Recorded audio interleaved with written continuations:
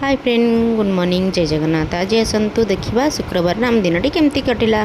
तो फास्ट ये पलि सकाल आज माछ मार्केट। तो एत सारा माछ भर गोटे रूपचांदी माछ पसंद होता। तो भाईना देती मुझे भलसे काटी दिंतु कारण आज घाट बनवार प्लान अच्छी।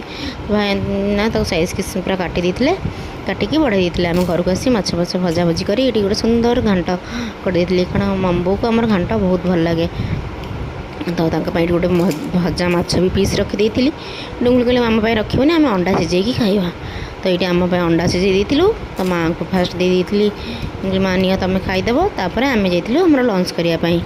देखुना घाट को सीझा अंडा चकटा होता पूरा भोजी भाया घंटा देखा जाऊनी। आ टेस्ट भी पूरा सेमती पूरा भोजी जमी लगे पूरा सेमती ही लगुला।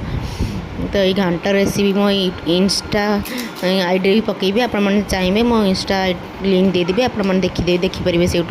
तो संध्या राम बाबूर कम सब सरला पार्क आज नहीं जाइए टाइम अच्छे तो पार्क आड़ बुली आस। आपने कहते मम्बू कौन आसना सी एक्चुअली महिला मंडल सहित जाइए बुलापाई। तो आम पलि आसलु बापा माँ छुआ पलि आइलु। आम राम बाबू पार्क देखिए कन्फ्यूज होगा मु दोली कति जी ना ये चलिया बाबा कति जी ना एपटे जिम पाखक जी कूड़े जी। टी दोली बापा झुलाई देते दोली खेली सारिक आम पलि आसलु घर को आसिक ये धूप दे से माँ हरिका भी पलि आसते बुलिकी से ये बनई दी गरमा गरम चा।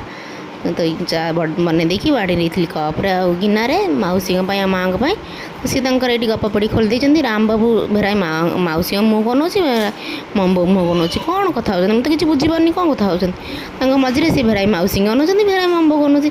तो ये चा दे सारापर डुंगुल भी कहते मत भी आज चा देदेव।